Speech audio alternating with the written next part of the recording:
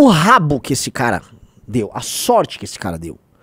Com, assim, imaginem que todas as reformas do Estado brasileiro tocadas pelo maior dos presidentes que nós tivemos desde a redemocratização, um sujeito que tá velhinho e tá morrendo, tá? E que a história, o legado dele vai meio que envelhecer como vinho, que é o Fernando Henrique Cardoso.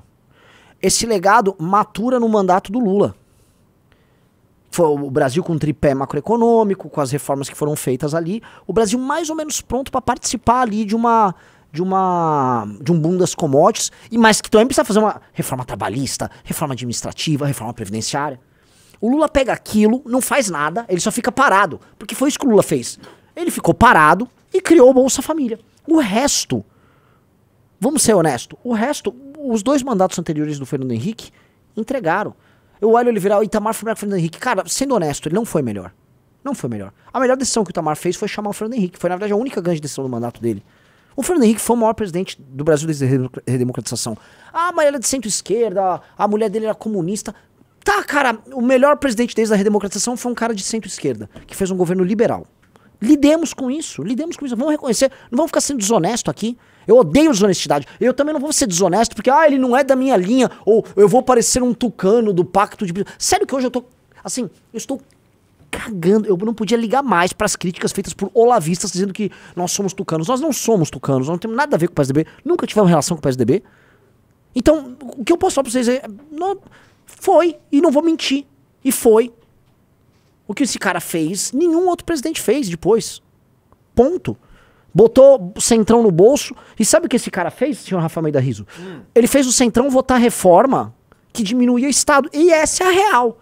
Ah, mas teve coisa ruim. Teve um monte de coisa ruim. Ninguém é perfeito. A base de comparação dele é péssima. Comparar ele com Lula, Dilma e Bolsonaro, Collor, Sarney. Sarney foi no ínterim da redemocratização, mas enfim, vocês entenderam. Né? Olhando pra hoje, ver os marcos de responsabilidade fiscal que eram naquela época, foi um milagre. É um milagre que esse tipo de coisa aconteceu no Brasil. Gente, é milagre que um cara que não era um populista passou 8 anos fazendo reforma, lutando lá para fazer reforma, e que pegou o Centrão e fez o Centrão votar a reforma. Isso um dia aconteceu no Brasil. Acho que nunca mais vai acontecer. Mas isso um dia aconteceu no Brasil. Tá? Mas só não teve uma reforma da Previdência na época porque um certo deputado Jair votou contra. Votou contra, tá? A gente não teve reforma. Tinha reforma trabalhista, teve um cara que errou o voto, também não passou reforma trabalhista na época do Fernando Henrique Cardoso. Vocês forem lembrar, e eu não tô aqui tecendo louco. Não, cara, estou sendo justo, estou sendo honesto. Provavelmente. É que assim, eu já conversei com o Fernando Henrique Cardoso 2 vezes. Sempre nos tratou com a maior das elegâncias. Nunca foi um sujeito deselegante no trato, tá? Muito pelo contrário. Sujeito elegante no trato, sabe das diferenças, mas merece ser reconhecido. Então assim, conversei com ele, já conversei com outros presidentes da República que eu já conversei com o Fernando Henrique, com o Temer, conversei com o Beraldo, com o Cristiano Beraldo, já tive algumas conversas com o Cristiano Beraldo. Temer, Fernando Henrique, Cristiano Beraldo, já conversei com o Bolsonaro. O Temer é um sujeito muito inteligente, especialmente politicamente muito astuto, mas estofo intelectual profundo, Fernando Henrique Cardoso, um dos homens mais inteligentes que eu já conversei na vida. Uma das coisas que eu me lembro de umas conversas que eu tive com o Fernando Henrique foi a gente falando sobre política de redes. Eu citei o Manuel Castells, que era um autor, um sociólogo espanhol que escreveu sobre sociedade em rede e tal, que eu tinha lido um livro dele e eu já tinha ouvido falar que eles se conheciam. Aí ele me responde assim: meu amigo Manuel? Tá, Aí ele pegou o livro do cara e começou a destrinchar e tal, e mostrar uma imprecisão numa observação que eu fiz. Eu falei, velhinho. Lógico, eu sou um Zé Mané, mas sabe, paciente em explicar esses elementos. Desculpa.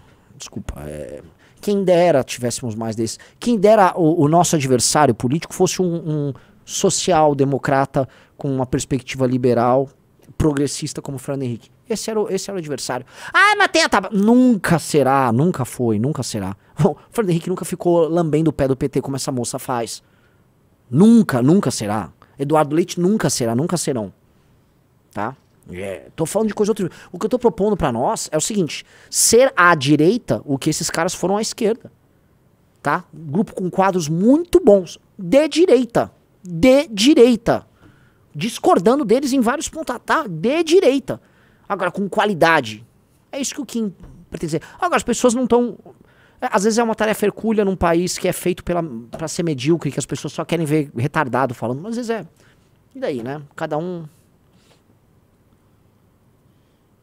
Só pra aproveitar a deixa, notícia que saiu ontem também, que o PSDB confirmou o Dudu Milk para 26.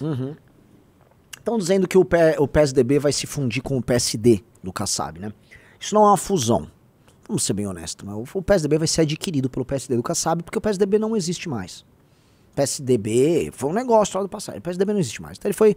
Está sendo, né, alvo de uma aquisição por parte do Kassab. Tá. Pessoal, like na live. Temos apenas 3.700 likes. Tem quase 3.000 likes voando por aí. Tá. Então, eu falei isso do Fernando Henrique, né? Em qual contexto? Agora eu esqueci. Ah, lógico. O Lula.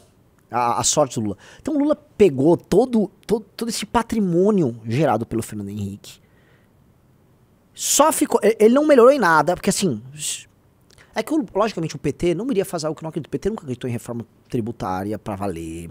A não ser que uma reforma que taxasse os ricos, que era o discurso deles desde aquela época. O PT nunca acreditou numa reforma administrativa, o PT nunca quis combater privilégio, o PT nunca quis mexer em questões trabalhistas efetivas e tal.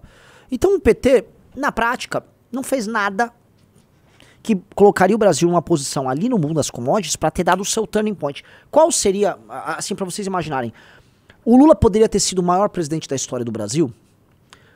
Olha só o que eu vou falar. Se o Lula, ali no boom das commodities, tivesse feito esse conjunto de reformas, que boa parte delas foram tentadas pelo Fernando Henrique Cardoso, o Brasil ia ter um ganho de competitividade de tal ordem, num momento que estava entrando grana aqui, que o Brasil não ia perder toda a indústria que ele perdeu, que o Brasil ia ter marcas nacionais maiores, ele ia aumentar a sua competitividade, tá? A gente não ia ficar falando em tributação tão grande, ele ter grana para investimento em infraestrutura melhor, infraestrutura redução de custos. O Brasil teria tido ali, nessa primeira década dos anos 2000, tá? Um outro caminho. O Brasil era outra coisa. O Brasil não fez isso. O Brasil fez o seguinte, entrou aquele monte de dinheiro, foi bancarização da população, o Bolsa Família tirando algumas pessoas da pobreza, dinheiro a dar com pau, comprando uma matéria-prima nossa. O Brasil pegou isso e aumentou seus próprios gastos. Não fez nada de útil com os gastos. Ah, eu tô botando as pessoas na universidade. Agora a pessoa da casa de pau que toma café da manhã vai poder ter um diploma. Sim, ele pegou um diploma inútil. Na verdade, aquela pessoa fez dívida. O que o Lula fez, que é muito canalha, que foi aquela bosta do ProUni, e todo a própria essa indústria de criação de universidades que eles fizeram foi... Quem estava no setor privado, né, no faculdades privadas, ele os endividou, ele gerou uma dívida com as pessoas, e para a coletividade ele criou gastos que se transformam em impostos, que também se transformam em dívida, que se transformam em juros, fazendo com que a coletividade pague pelos custos dessas universidades federais, que não nos renderam nada na prática. Por quê? Porque desde que o Lula entrou no poder até hoje, tá? Lá do começo dos anos 2000 até agora, a produtividade do Brasil não teve uma melhor. Brasil, quando comparado aos outros países, diminuiu a produtividade. Então, assim, se a gente diminuiu a produtividade, nós somos mais pobres. Essa é a realidade nua e crua. Nós somos um país muito mais pobre do que os outros. Todo mundo foi ultrapassando o Brasil foi ficando para trás. Aqui, ó, o senhor Rafael Almeida Rizzo tem aí o gráfico, e o gráfico ele não mente. Não dá pra gente fingir. Veja que a nossa curva de produtividade, ela vamos botar assim, a produtividade nossa, ela tem uma queda gigantesca ali nos anos 80, que foi aquele período horroroso do Brasil. Os anos 80 sempre são se lembrados, é um período que ninguém tem nostalgia, é a famosa década perdida. E com a Constituição ou não? Hã? E com a Constituição ou não? Não, porque é no começo dos anos 80. Assim, o Brasil, você pode pegar dos anos 60 até o meio pro fim dos anos 70, a produtividade do Brasil, né, estoura. E aí depois ela cai. E aí ela cai, e o único momento que ela volta a subir um pouco, foi do meio dos anos 90 até, vamos botar aqui entre 93 a 97, 98, Riso. Essa é a real, tá? Que foi ali junto com o Fernando Henrique. E aí ela fica, vamos colocar aqui, estável do final dos anos 90 até 2010. O Brasil, ele deixa de ser um país competitivo com relação ao mundo. E os outros ultrapassam o Brasil. o Brasil é ultrapassado e vai ficando para trás. Tá? E é osso. É osso. Tá? Queria comentar isso, tá? Eu não sei exatamente, assim, esse aqui ó, é uma evolução da produtividade total dos fatores com ajuste para capital humano em países selecionados. Ali é a produtividade contra a década, novamente isso é ajustado, né? Queria comentar isso também porque o Brasil, dos anos 2000 para cá, não melhorou em muito a situação. E mesmo com o avanço mundial da tecnologia, que permitiu que todo mundo, né, de maneira em escala, o mundo fosse diminuindo a pobreza, isso até nos beneficiou em alguma medida, mas isso não permitiu que na comparação com os outros países a gente melhorasse. Por isso que o Brasil vem perdendo, vamos dizer, indústrias e setores complexos, e ele vem fazendo uma coisa que é muito triste, que é sair das cadeias globais de produção.